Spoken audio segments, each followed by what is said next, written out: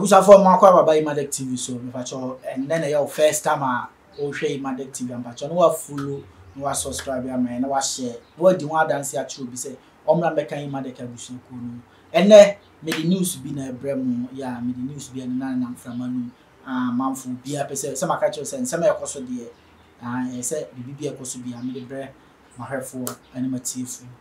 Young Conin could see news now, air cost. Ghana,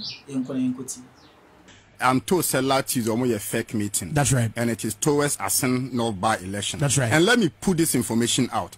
Tuesday, around 11 p.m. no, Abaya to see a meeting with Flaster House Room 5. Now the Omar decided and said they are going to use mayhem in Assin North. Hey.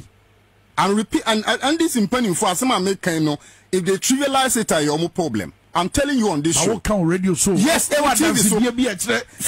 forget it. Kwame, me na meka munyi mu hu free. Yeah, one free. Yes, me say aban we ahodu meeting. Na enura me call Kesmin TV. E pie free eye awa Mohammed oye pie Roma waye ano say ombe Yusuf Ayawaso by election strategy na bi Assin North. Ono ananu nton asset saying. What na Ayawaso dey na see precisely. Beyond intelligence and gather, you know. No can radio so or can open discussion, testimony, evidence or cannot host for Kesmin TV or hobby producers or it's one I'm catching some meaning argument.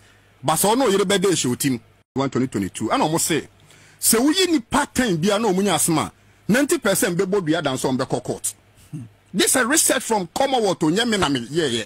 I then a bemani pa kwa antoa kwa kufriso tetima mbwachiwa no major court ho. Number 2, National Security Minister Tisuya Ankasanobo Kandapa. Yeah. Every judges and say the way a moment ruling is unanimous. And it's a threat to national security. And it's all for the pillars of NDC now. Freedom, solidarity, justice, no.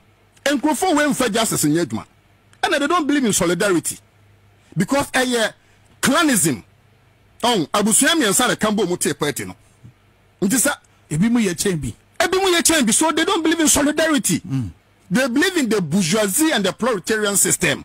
Ebimuye and Kwan Ebimuye at the 4. Yeah, ya ko school. Where ya bunini, where ya teni, where ya fantini, where ya santini. The pillars now, NDC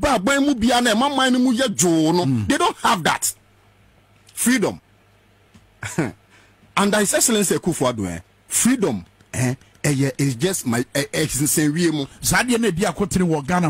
Yes, freedom and justice. On the NSN. I wish I for me that say Hannah me see yes patch on me say then your first time who channel ya no subscribe my I know I like in our share. No one dance here to be some American Abusun Kuno, send in a bit me a tumpo. That's a news to be a cost of entertainment news in the BBI cost of the meeting the umbrella. I also be updating every day. Subscribe, man, and share anything more than say. My crowd.